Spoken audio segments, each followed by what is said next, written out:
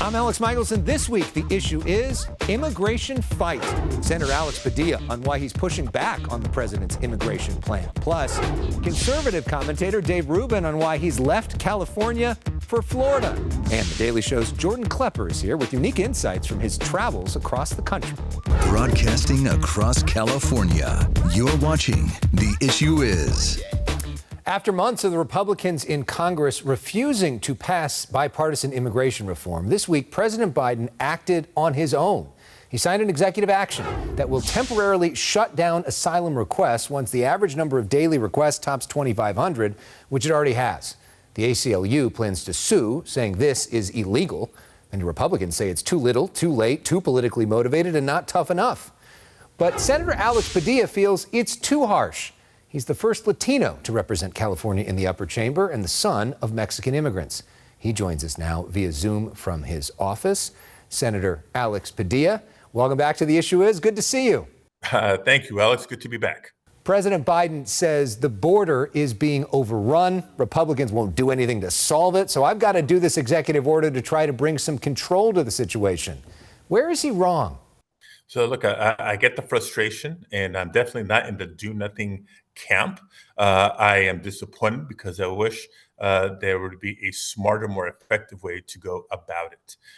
If the concern is that there's too many people coming to the southern border to seek asylum, which is allowed, by the way, based on federal law and international law, then let's ask the questions: who are they? Where are they coming from, and why are they coming? Because it's not until we recognize and address the root causes of that migration that we're going to reduce the numbers sustainably. The answer is not to make it impossible to seek asylum, and the answer is certainly not to just establish an arbitrary number to cut people off, regardless of how legitimate their claims may be. Well, he's not making it impossible for people to seek asylum. You can still go to a port of entry and seek asylum under this. What would you propose that's different? What do you think would be better? So while they say this is not an asylum ban, you can still go to the ports of entry. Even then, it's only if you have an appointment, which are very limited in whether the figure is 1,500, 2,500, whatever that number is. Imagine if you're the person next in line. And if you return home, it could mean not just your safety, but your life is on the line. That's just, it's cruel and it's unnecessary. For some people, they may say asylum, but they're really seeking economic opportunity. Others are very honest and they're coming to the United States in search of a job. Last I've heard, Elex, from employers across industry is that we have a worker shortage in America. We have a strong economy thanks to the policies of the Biden administration to keep it going. We need more workers. So imagine pairing people who are looking for work with employers who are in need of workers. It's legal migration at that point if we expand those visa categories, and good for the economy and takes pressure off of unlawful migration. That's not reflected, though, in this executive order, nor was it really a priority in the bipartisan Senate negotiations over the last several months. And the last thing else, I have to emphasize this. One of my big concerns is what has seemed to have been left behind. And that's any relief for dreamers, any protection for farm workers, or any other relief for long-term residents of the United States who happen to be undocumented but are contributing so much to our communities and to our economy. You look at most swing state polls, President Biden is behind right now, and he is way behind on the issue of immigration. Do you think the president is doing this as a crass reelection move because he's afraid of the immigration issue? Do you think this is all basically about politics? I don't think it's all about politics. The polls and research that I've seen say, yes, most Americans, Democrats and Republicans, do want a secure, orderly, and humane border, but they also want justice and fairness for dreamers and farm workers and so many others. When you couple those policies together, that polls tremendously well across the board. All right, something fun to end on. Next week is the congressional baseball game, and I understand you are going to be pitching. Can you walk us through your preparation process? Have you talked to your guy, Fernando Valenzuela, for some advice? What's going through your mind in terms of all of that? So as I've talked to my wife, Angela, and my three boys, number one, don't hurt yourself. So we're stretching, we're exercising, we're trying to make sure that we can get through the game unscathed. Number two, my priority, try not to embarrass myself. So we're not going to try to overdo it. We're going to keep it simple. We're going to go out there, have some fun for a good cause. It's an annual congressional baseball game that raises money for local charities. It's been fun to be back out in the field. Flashbacks to my Little League days, my high school baseball days, lived vicariously through my kids, as you know, these last few years, helping coach Little League. But to be out on the field myself, I got to tell you, it feels good. Well, good luck. We will be watching on TV next week. Always great catching up. Senator Alex Padilla, thanks so much for the time. Thank you, Alex. We'll talk soon. Now the perspective of one of the most popular conservative voices in the country. Dave Rubin hosts the Rubin Report, which is live every weekday at 8 a.m. Pacific time on Rumble, YouTube, and Locals. Dave, welcome back to The Issue Is. It's good to be with you. I used to be just an old school liberal, but I guess these days that makes you a conservative. I'll take it. Okay. Of course, one of the big stories of the week is President Biden's executive action on immigration. Some on the left, including Senator Alex Padilla, says it's too harsh and might not be legal. What say you?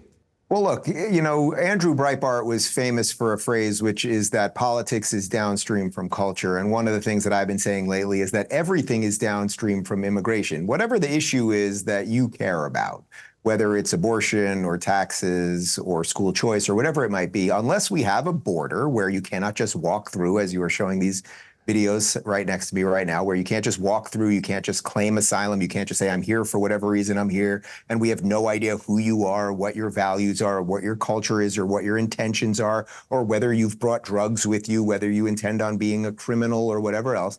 Unless we have a border, you don't have a country. Now, it's interesting because that's something that a certain orange man was saying an awful lot of in 2015, and everyone was calling him racist for it.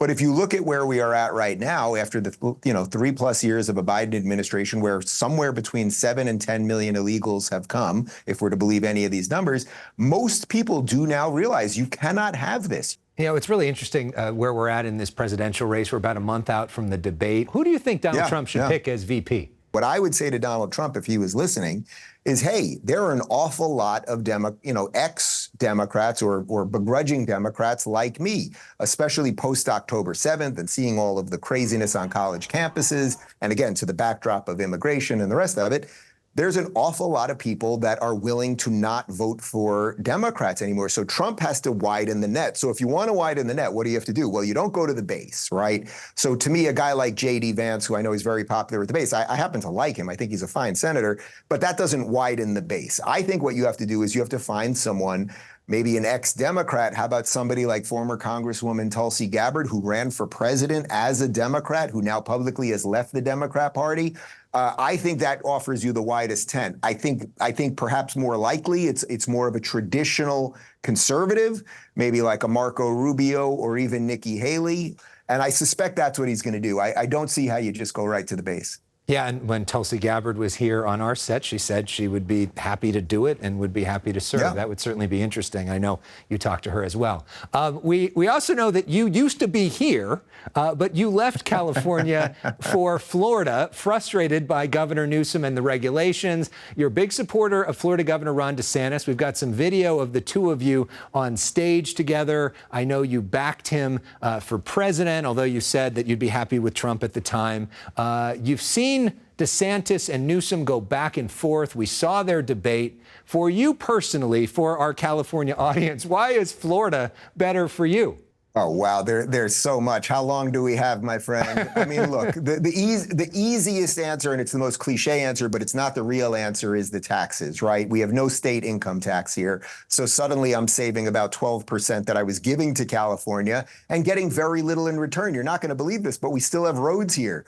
We largely have the best school system in the entire country right now. We have a completely different culture here, a culture that is based in freedom and in individual rights. And when the government gets out of your way so that you can live the way you see fit, you start being happier. And then when you're happier, you know what? Your spouse is a little happier. The people that are around you in your community are a little happier. You might be more inclined to pick up some trash or not burn down a Pep Boys because you don't like something that happened on the news. And that really is the difference. And as long as you guys are showing the B-roll there of Newsom and DeSantis, I would say although DeSantis's campaign obviously didn't work out the way that he wanted, he gave America a great gift because he exposed Gavin Newsom for, I know you've interviewed him a bunch of times, for what I believe the snake that he is.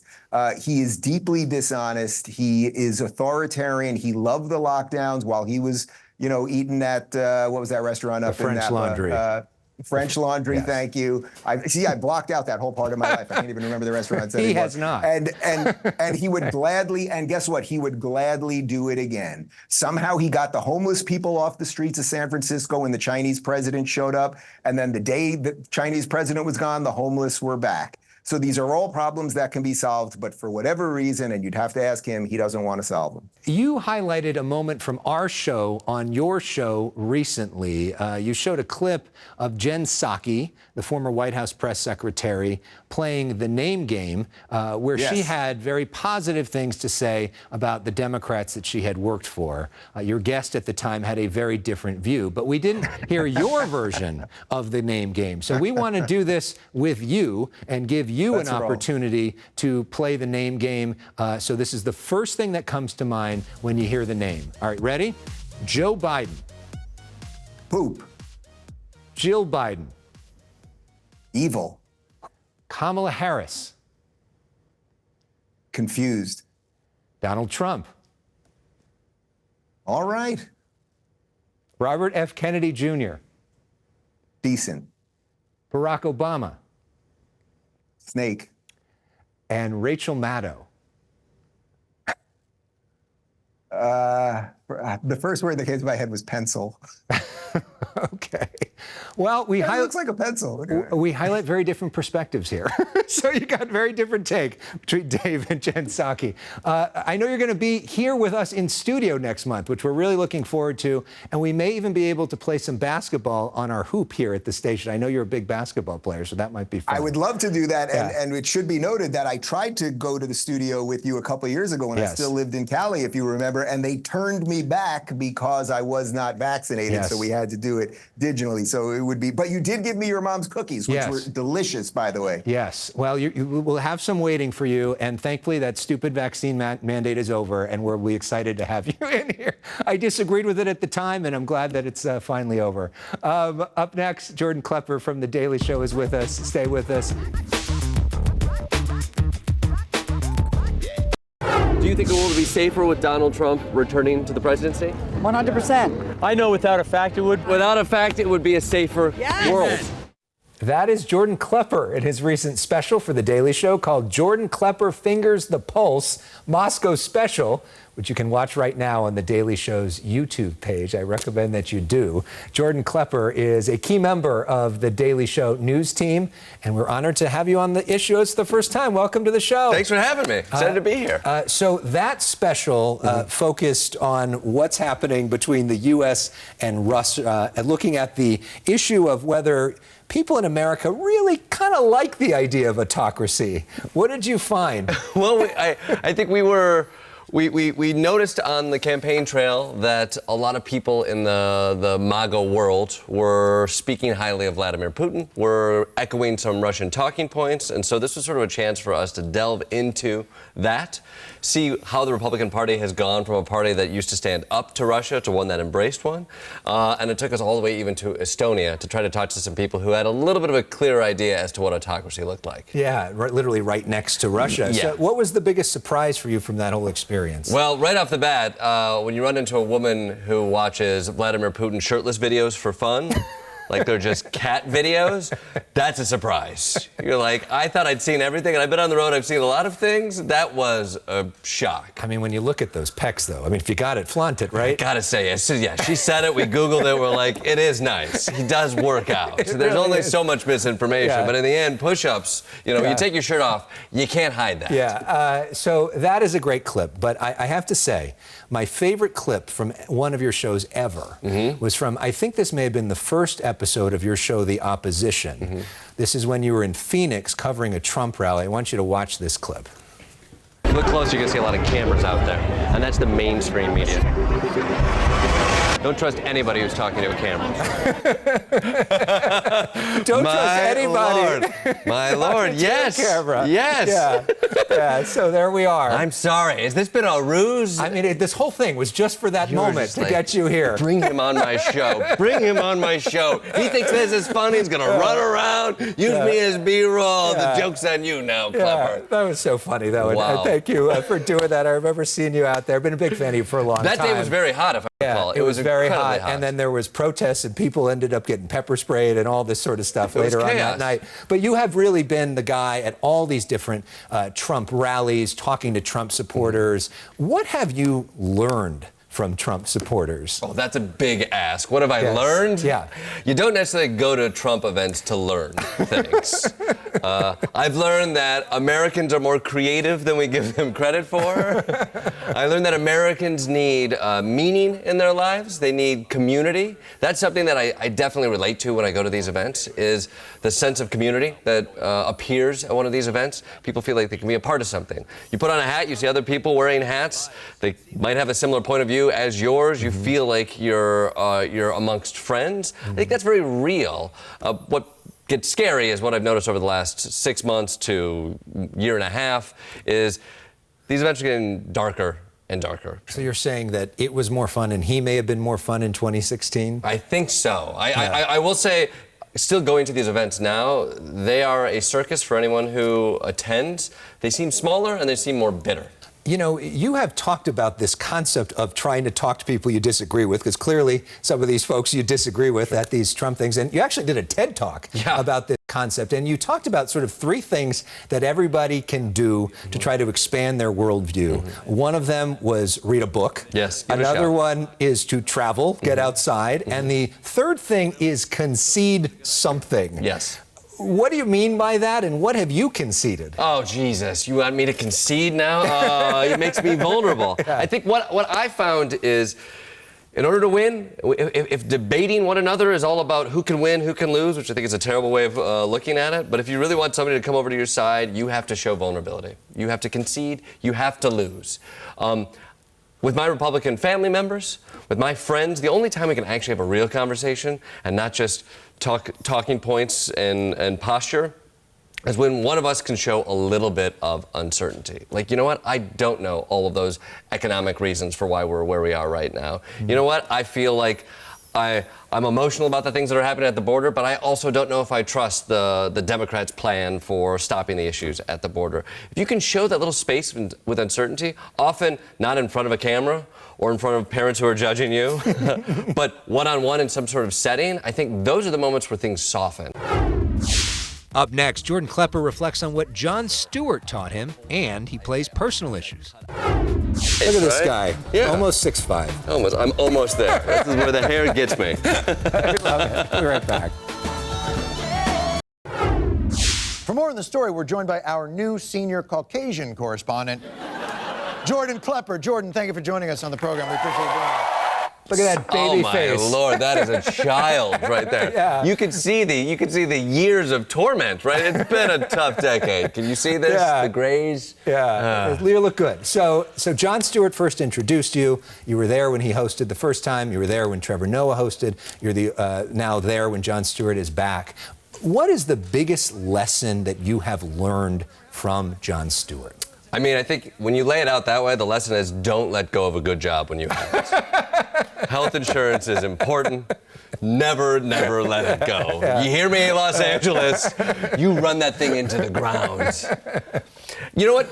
Here's a lesson that Jon Stewart gave me. When I did step away for a little while and did my own show in there. I did The Opposition. Which was a great show. Thank you very much. And a show called Klepper. And I had a talk with Jon because, all joking aside, he's the best to ever do it and one of the people I respect most in this world. And I was nervous about hosting my own show. And something he told me was like to not be afraid to lend your voice to the conversation. And it's small and it's little, but I think like, as a Michigan boy, even though I play the big confident guy on TV, there's nothing but imposter syndrome behind these eyes. Wow. And so in those moments, I think Jon was really able to say, like, you care about this. You shouldn't be afraid that there's space for you to add voice to that. But ultimately, I'm a kid who grew up in Michigan, and so I have family on the left, I have family on the right. Again, what I loved about watching The Daily Show and why I'm a part of it right now is because Jon Stewart wasn't a partisan. He was somebody who called out BS. And so I try to hold that. I have that cut out and put over my desk the speech that Jon gave at the last Daily Show before he left and then came back. Right. But it's sort of a mission statement, and one that I truly believe in. Is like it's not about getting caught up in all of this. It's about getting caught up in calling BS on where you see it. And so I hope to bring that. I hope to bring a little bit of honesty and a little bit of comedy whenever I get to sit behind that desk. All right, we're going to wrap things up on the show with something fun. This is called Personal Issues. We're not taking it to therapy. Oh God, I bet I could use it. Let me tell you, it's been a while. Too expensive for that. Yeah. But this is 30 seconds of your cultural favorites. The first thing that comes to mind when you hear this question. All right. Jordan Klepper, what's your favorite TV show? My favorite TV show of all time would have to be Arrested Development. Favorite movie? Favorite movie, Bottle Rocket by Wes Anderson. Favorite book? Favorite book, Moby Dick, Herman Melville. Favorite sports team? Michigan Wolverines, football. Favorite athlete of all time? Favorite athlete of all time, Jim Harbaugh, quarterback for the Michigan Wolverines. Favorite comedian of all time? Favorite comedian, Steve Coogan. Who is your role model? Who is my role model? It's my parents. You make them into one being, and they become my role model. Did I do it? Did I pass? Yeah, you did it. You did it. Oh, I did it. What do you think about Harbaugh being the coach of the Chargers? I love it. I mean, as a Michigan man, I'm heartbroken that he's not there, but I think he gave that state and that team so much. I want him to get that Super Bowl. He's going to do it in the weirdest, most Jim Harbaugh way possible. So I hope he does. I'm a Chargers fan now. No, I love that. All right, we always play music on this show. So one of my favorite bands is Fleetwood Mac. So we're playing secondhand news for you because we thought that would be I think that works. Fitting. That works. Yeah. And not royalty free. I'm impressed. You guys got some cash. Congratulations. Alex, thank you. Keep up the great work. More of The Issue Is after this. We're out of time for this week, but you can see extended versions of all of our conversations in podcast form. Just search for The Issue Is wherever you stream. See you next week.